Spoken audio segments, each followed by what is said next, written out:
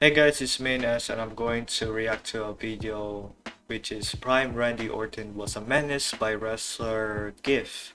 And the thing is about, Randy Orton during this time, because when you look back to his career, he was more into the young and cocky individual who was part of Evolution, who was supposed to be the next future of this company.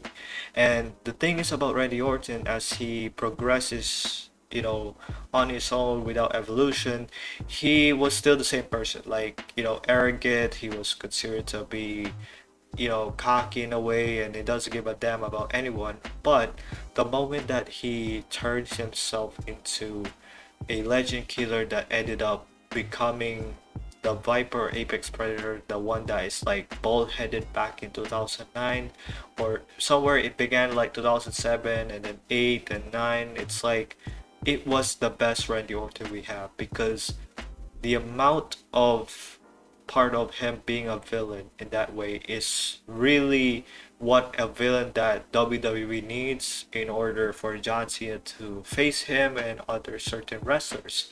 And the thing is that Randy Orton, of course, he was a menace ever since. When he went to being babyface, it was, it wasn't really the same afterwards. Even if there were signs that he came back during 2020, the Legend Killer, a bit of that run, it wasn't the same as before. But still, Randy Orton during that time was absolutely a menace during this time period. So let's get into this video. I think a lot of people, including myself, have forgotten how much of a menace to society Randy Orton Yep. was in his prime. Yo, Randy Orton in his prime in the 2000s was more than a heel. He was more than bad. He was more than just a villain. He was straight up mental. He was a psychopath. He was a savage. Randy's character was straight up insane, and it was legendary. Randy at first just started off as a regular blue chip prospect, and you would have never ever expected this kid right here, Yep. would end up becoming the menace that he ended up becoming. Yo, at first he was just a young kid in Evolution doing the dirty work and helping Triple H bury the Raw roster one step at a time, but eventually he was doing some of the most insane things we've ever seen in wrestling. It all started when he was 23 years old. Randy Orton became the Legend Killer, and this man would just simply go around and beat up legends. These poor Yep. old men who could barely move half of the time, broken hips and bones, you name it. It didn't matter. He would RKO these men. He would kick them downstairs, spit in their face, and oh my bad, it wasn't even just men. Even 80-year-old fabulous Moolah caught it. But I mean, she did kind of deserve it. But nah, Randy was a young savage. But after the insane match with Foley and winning the world title, he slowly Best actually match became a of face, his a career. good guy. The fans wanted to cheer him, especially up against Triple H. And the plans Yep. were he was going to be the future of Raw. His Legend Killer days were gone. He was going to be good guy Randy Orton, carrying the Raw brand, being the future of the WWE. Yeah, he was going to be good guy Randy Orton. But the issue was, does this look like a good guy to you? Randy No. in 04 and 05 just gave off the biggest douchebag vibes you could possibly Yep. imagine. He didn't know how to act like a face. It was awkward. It was weird. So they just went all in with this villain character. We thought Randy was going crazy before. Wow, he's beating up legends. Cool. No, after this, it was GG. Nobody was safe. Everyone was Yep. catching it, including his girlfriend. So he had a girlfriend in early Yeah. 05, the sexy Stacy Keebler. But He nah, she was RKO'd too much of a her. distraction. So what does he do? Middle of the RKO. ring, Kiss and and RKO. RKO. Be gone, thought. Leave me alone. I'm a man of God. Hey, Jake the Snake looked at him weird. Doesn't matter. RKO. But it RKO. was the Yep. Undertaker feud that drove him to insanity. It was this feud right here that made Randy into the monster that we all know him as. So Randy couldn't beat the Undertaker at WrestleMania, right? Boo hoo. It's fine, Randy. It's all good. Yeah. Nah, Randy doesn't go down like that. So what does Randy do in the months after that? Alright, so first, let me interfere and cost you a WWE title match, okay? Let me put a dummy that looks like you in a casket to trip you out. But you know what? That's not enough. Let me actually put you in the casket and then set it on fire. And then basically dance on your grave. Randy lost one match at WrestleMania to The Undertaker, and he made it his personal vendetta to smoke on that Undertaker pack, and when he got it, that pack was loud. But oh, okay, Undertaker, you're gonna keep coming back from the dead, it's fine, no worries. What does this man do? On the Eddie Guerrero SmackDown tribute episode, they have Eddie Guerrero's lowrider out there to pay respect to Eddie. What this psychopath? He takes the Undertaker, places him on the back of the lowrider, and yes, Eddie had just died a few days before this. He gets in the lowrider and reverses that Bro. thing back into the SmackDown stage, Damn, causing man. the Undertaker and the car to blow up. And that wasn't the last time poor Eddie Guerrero was getting clapped in his grave. A few months Bro. later, after Eddie's best friend Rey Mysterio won yeah, the Royal this Rumble, one, Rey their won segment. for Eddie. He pulled off a miracle. What does Randy say to Rey in the middle of the ring while Rey is looking to the heavens, looking at Eddie? Oh, bro. He's down there in hell. And the thing is that Randy doesn't want to say that because it kind of disrespects, you know, like he understood.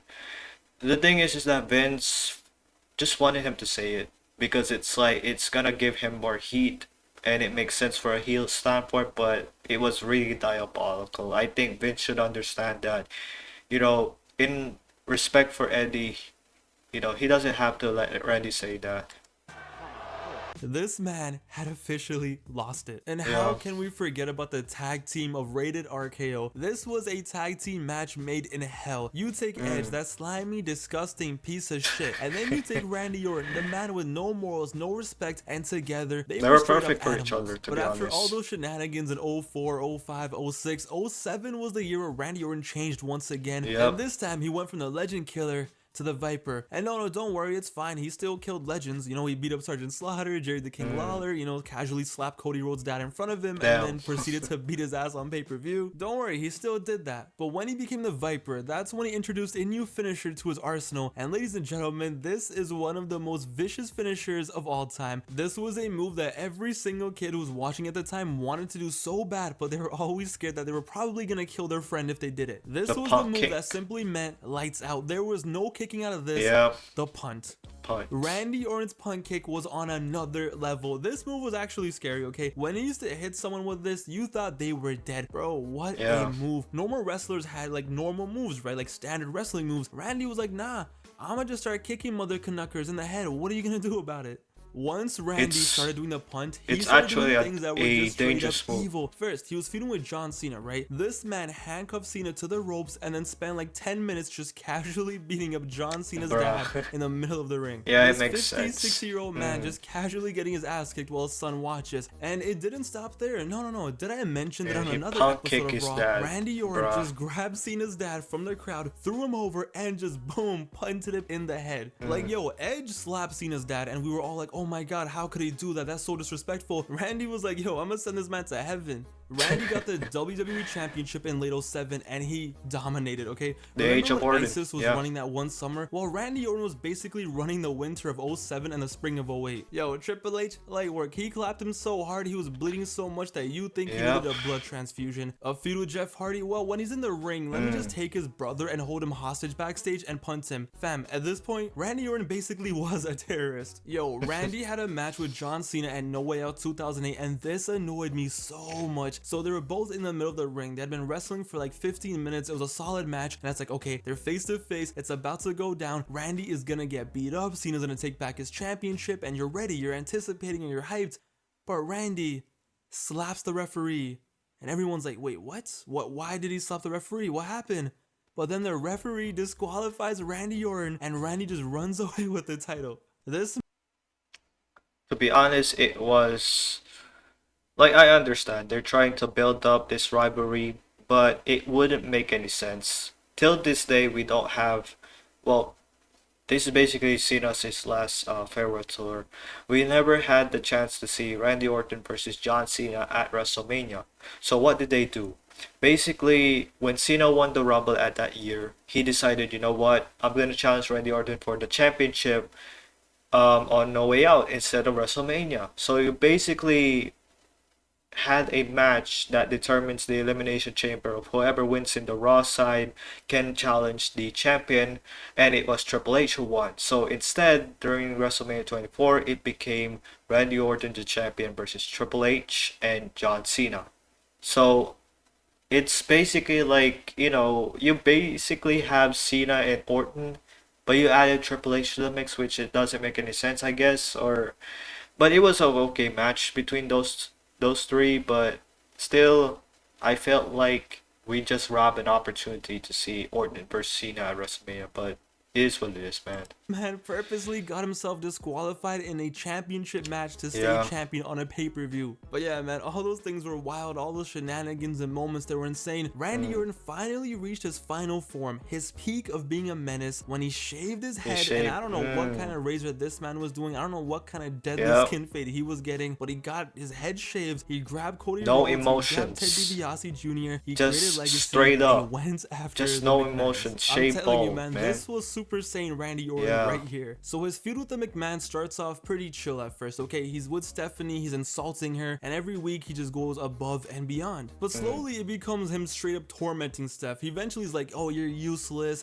you're this, you're that. In one episode of Raw, it was Vince and Steph in the ring, and he just straight up says that, hey, now that you popped out some grandkids, you're essentially worthless. Yo, at that point already we're like, whoa, that's pretty wild, that's pretty wild. But nah, this was just the beginning. After that, he just goes off the rails. He goes off the rails in a level that we have never seen before. So he slaps Vince McMahon and then he punts him. He punts the 64-year-old man, the owner of the company, punts him in the middle of the ring. So then Steph, who's all like scared, like, oh my god, you beat up my dad, she brings back Shane McMahon, who hadn't wrestled in a few years. So she brings Shane, and everyone's like, yay, Shane's gonna beat up Randy. What does Randy do? Well, he beats his ass too. He leaves Shane a mess in the ring. So then Steph comes out because she's like the last hope. What happens? Boom, RKO. So this man punted the dad, then he killed the brother, and then he RKO'd the sister. Hey yo, somebody get Linda out here. So at this point, the whole family has been abused, and there's only one man left. There's only one man left to save the day. The son-in-law, Triple H, comes out to save the family name, to save the family's honor. So Triple H and Stephanie McMahon's marriage for the first time is being acknowledged on TV. So now, Triple H is in the picture, and ladies and gentlemen, this is it. We get the most iconic Randy Orton moments ever. So yo, Randy had destroyed the McMahon family. He had done it all. But then on one night, it was Legacy versus Triple H in a handicap match. Before they had their match at Mania, they had a handicap match. And man, Randy Orton must be one wild guy at home, because apparently this man loves handcuffs. So they take Triple H and they handcuff him to the ropes. And he says that there's only one person who can save you now, and she better hurry.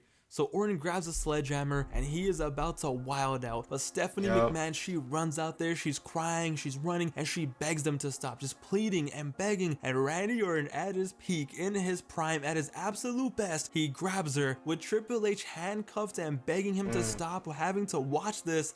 He DDTs her right then and there. Yo, Steph is laid out and Triple H is freaking out. Triple H is going insane, and you think it's over, you think it's done, like, wow, they really did it. You know, they DDT'd Stephanie McMahon. Wow, what a great storyline, it's done.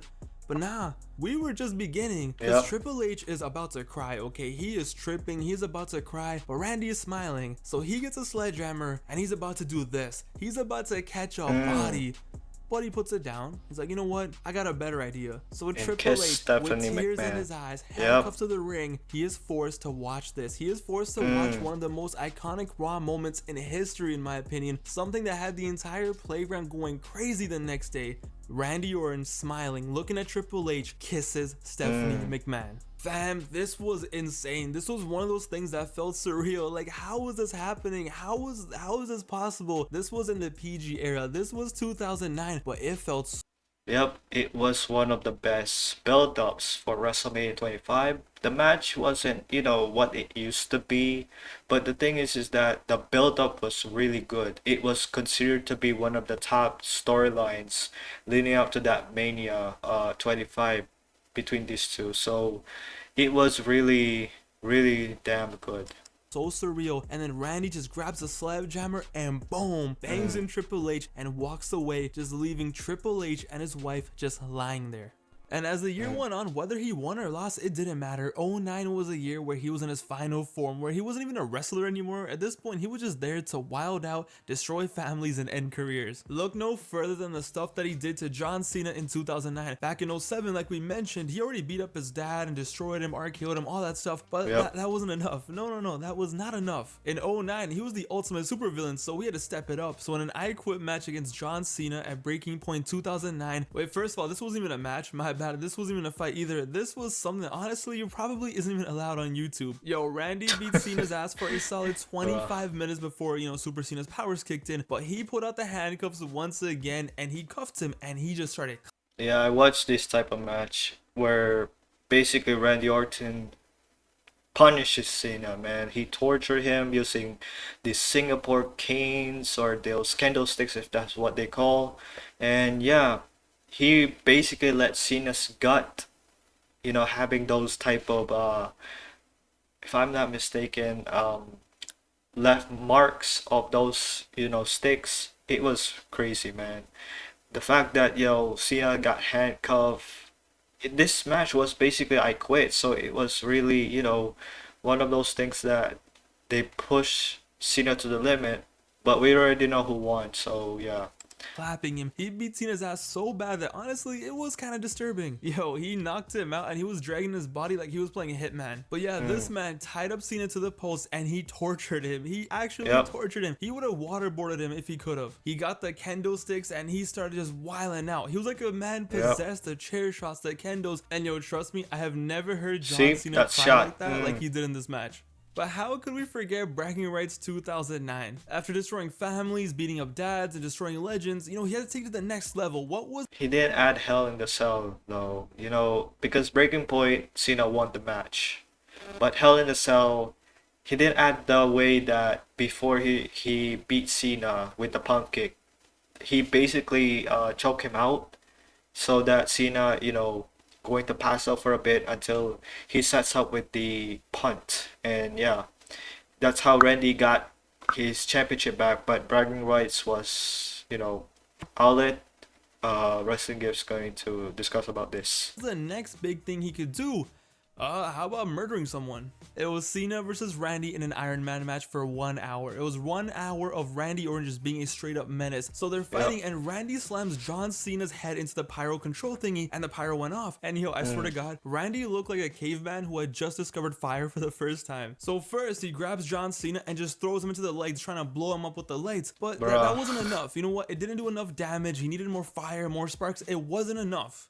And it's like, yo, why stop there? Randy really wanted to be on the FBI's most wanted list. So Cena is literally crawling away for his life. He is trying to crawl away from this monster. He's trying to get away and he ends up on the stage. So Randy sees that Cena is on the stage and he goes to the pyro control thingy once again. And this starts pressing. Spamming the buttons like a kid playing Nintendo for the first time. He is just button mashing like his life depends on it and the fireworks just go off. You thought Kane was gonna come out and pew, pew, pew. Randy Orton tried blowing up John Cena with fireworks in front of 20,000 people. Officer, this guy right here. Nah, man, it's crazy. Just look at him in 2002. This guy right here, look at his face. Somehow, some way, this kid who looks like the most average 2002 American Eagle model you could possibly imagine went on to become a super villain for the ages. Ladies and gentlemen, without a doubt, I present to you a bona fide, certified menace to society, Randy Orton. Wow. After this, Randy Orton's career went on and he did his thing, okay? Every now and then he would tweak and do something crazy, such as burning down houses, destroying earlobes, cashing in on Daniel Bryan. But man, this run right here, from 2004 until 2009, this was unprecedented. Randy pushed the limits of what a heel was, okay? They did everything and anything they could possibly think of Randy Orton to do. Yo, I'm gonna be honest, we will never ever see a character go to that level ever again. Randy Orton did it all, and I'm so happy that I grew up in this era that I was able to watch prime Randy Orton at his absolute best just cause mayhem and destruction and be the biggest savage you could possibly imagine. Randy Orton in his prime is like a top 3 heel. I don't care what anyone says. As a heel, as the man doing horrible, vicious things, Randy Orton in his prime, top 3 all time. I don't care. Yo, in the comments below, leave your favorite Randy Orton savage moments, whether it's a quote, a match, anything, it doesn't matter. Let's give prime Randy Orton some of his flowers. Thank you guys so much for watching this video. I had a lot of fun making it and reminiscing and just thinking about all the crazy stuff that Randy Orton's character used to do. It was really fun. I hope you... And that's the video, guys. Yes, Randy Orton at this time was really the only person that you could think of a true villain should be. Like, you basically have Edge just being too slimy and, one of the bastards of a heel, but Randy was a top tier for sure in terms of, this guy has no emotions, bald-headed, like he was, psycho. super psycho. Like, you just don't know how much this guy deserves every credit to become the best villain that WWE has. And the thing is that he did it the right way in the right works. So yeah, honestly, like he said, there can be no other individual who can be like that, because especially that, even if there's some people who's trying to be more like sadistic or trying to act like, oh, they're sick individuals, they're not like Randy Orton, because the looks and everything he does is absolutely what a villain should be. So all I can say, this is a good video, and also subscribe to Wrestling Gives. He has a lot of nostalgic moments that he wants to give us a rundown of what it is when it comes to the wrestling business or for WWE. So all I can say is that thank you for watching, and we will see each other in the next video. Peace.